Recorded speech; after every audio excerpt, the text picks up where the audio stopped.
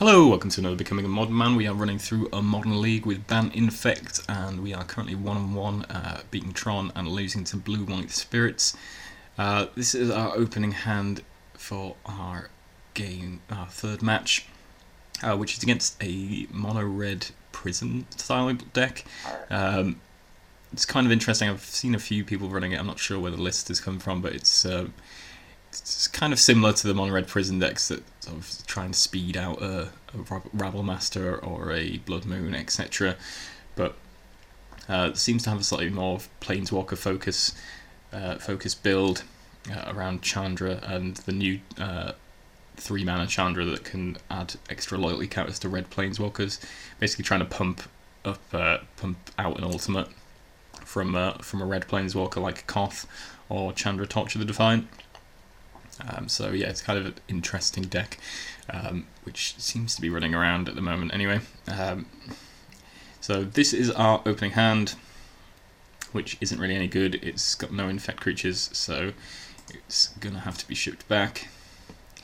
This hand isn't a whole lot better. It's slightly awkward in that we have Gither of Runes and Blighted Agent, but we can't get blue and white mana. So yeah, slightly awkward. I decided to keep this. I've shipped one of the Vines of Vastwood back. Not sure if that's the right choice in hindsight, but it's what we went for. Maybe we should have got rid of the Distortion Strike, given that Blighted Agent already has the ability to be unblockable. Draw Pendelhaven, so it's nice to get our second land, but unfortunately it's not one that solves our colour problems, so we're just going to have to pass the turn on the assumption that we want to play Blighted Agent next turn. Opponent exiles 2 Simian Spirit Guides and casts Chandra Torch of Defiance. Also exiling Desperate Ritual with the +1, so we can kind of see what type of deck they are already. Interesting that they haven't played any mountains though. Also Blast Zone is potentially problematic for our sort of one power Glistener Owls and two mana cost Blighted Agents. So I can't really play Blighted Agent here because our opponent can just use Chandra Torch of Defiance to -3 and deal 4 damage to it. So that's kind of scuppered our plans quite a lot as it stands. And our opponent's follow-up plays Blood Moon, which is very bad for us. We can't actually beat Blood Moon. We don't have any basics in our deck as it is currently built. Even if we did, I don't think we would be fetching them up because we needed white and blue mana. So unfortunately that just finishes us off. So let's go to sideboarding. So with sideboarding, we don't really have a lot of ways to deal with enchantments. I don't know whether we need to change that potentially. I suppose it depends how many Blood Moon decks you're anticipating playing against. I don't think there's a ton in the metagame at the moment, but it's obviously a problem for this deck particularly. Force of Vigor is obviously a nice answer to that, and maybe you could up on Force of Vigors if that was a problem you were facing a lot. Alternatively, there is obviously white enchantment removal and green enchantment removal available. So yeah, certainly Force of Vigor wants to come in. I anticipate our opponent's probably got Ensnaring Bridge in their deck. That's certainly the sort of classic mono red prison style card. So maybe we want to bring in a Viridian Cryptor or a Center's Deliverance or some number of those. I don't know if they speed out creatures. Rabble Master was like the classic mono red speed out card in that if you can play it on like turn 1 or whatever, then it's can be pretty devastating. But I haven't seen any of that, so I don't think we want to anticipate that too much by bringing Path to Exiles. And we don't really want to water down our own deck too much. Spell Pierce seems quite good though. Obviously, if they ditch a load of Simian Spirit Guides, and we can just Spell Pierce whatever they cast, be it Planeswalker or a Blood Moon, then that seems pretty good. So I think Spell Pierce wants to come in, Force of Vigor, probably the Corruptor in anticipation of Ensnaring Bridge. In terms of cards to cut, Distortion Strike doesn't seem like it's going to be terribly relevant. And then I guess the Giver of Runes as well. Some number of the Giver of Runes wants to come out. It doesn't seem like it'd be terribly good here, but We'll see, but I suppose we don't have a ton to bring in, so maybe we can just cut down to 1, bring in the Corruptor, the Force of Vigor, and the Spell Pierce. Seems like the play. So let's get back into game 2. Okay, so here we have game 2. This is our opening hand, and we are on the play. It's quite tasty. I think we're happy enough to run with this. Obviously, depends what our opponent's turn 1 play is, but this seems pretty good. I guess turn 1 Blood Moon is gonna be pretty devastating for us, whatever happens. Opponent's Skreds are Glistener Elf. Fortunately, we've got the Mutagenic Growth to protect from that, and we can keep our Glistener Elf on the board. We draw Blighted Agent, which is nice. So I'm just going to run that out here and attack. I suppose instead we could have Vines, but I like to protect our guys. I think having another body on the board is good as well. Put Skreds again. We don't necessarily need to protect our Blighted Agent here, and we could save the Mutagenic Growth just to try and kill our opponent. But we're not entirely close to that, so I think protecting the agent is fine here.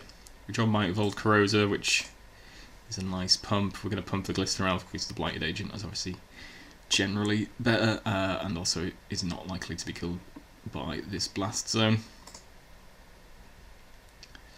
without significant mana investment. So 6 points of Infect there, putting an opponent to 7. So certainly the win is in sight. And Desperate Rituals into Chandra. Gets the -3 here, so it doesn't really matter what we do here, I suppose. Our opponent is tapped out, and we can either protect the Blighted Agent, or we can just leave it and then Vines of Vastwood next turn on our Glistener Elf to pick up the win. I guess we might as well protect our Blighted Agent here, just in case something crazy happens. Our opponent like Force of Rages us or something.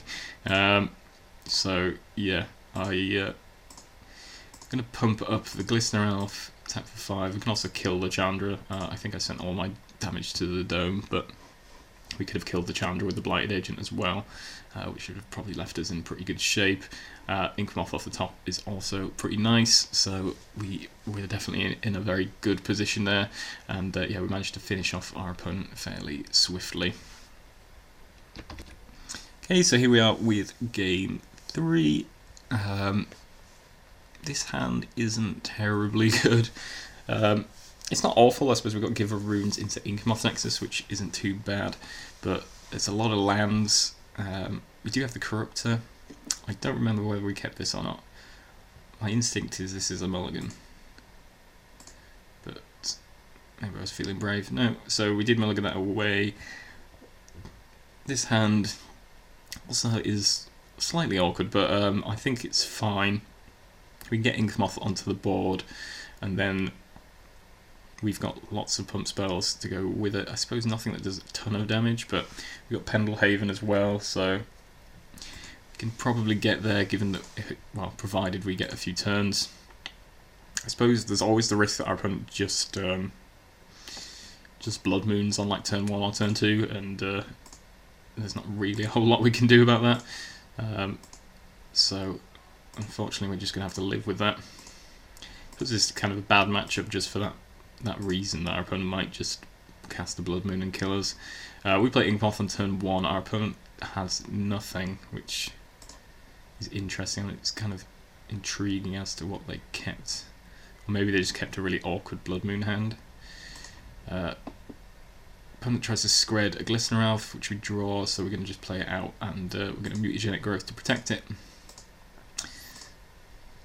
Again, which I suppose wasn't strictly necessary in that scenario, but we draw a fetch land, so we've got Scale Up as well, so we can pump.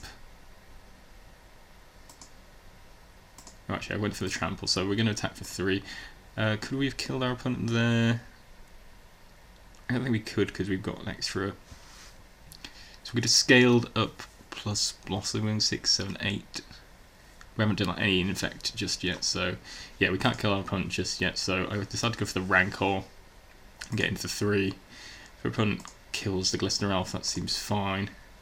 Opponent's obviously struggling with being mana screwed here, unfortunately, and we just have to scale up and pick up the win. So yeah, slightly uneventful game 3, unfortunately. Our opponent, for whatever reason, got stuck on 1 land and managed to pick up the win fairly easily from there. Kind of an interesting matchup. I guess we didn't see as much of this deck as I've seen previously. It can do some fairly crazy things, and it can ultimate red planeswalkers fairly swiftly, which can be a big problem. Obviously Blood Moon is a huge problem for this deck, so I wouldn't really consider this match to be favourable generally. But obviously, as per usual with this deck, it's really about just being quick, being speedy, wrapping up the game nice and early, and that should hopefully bring you success.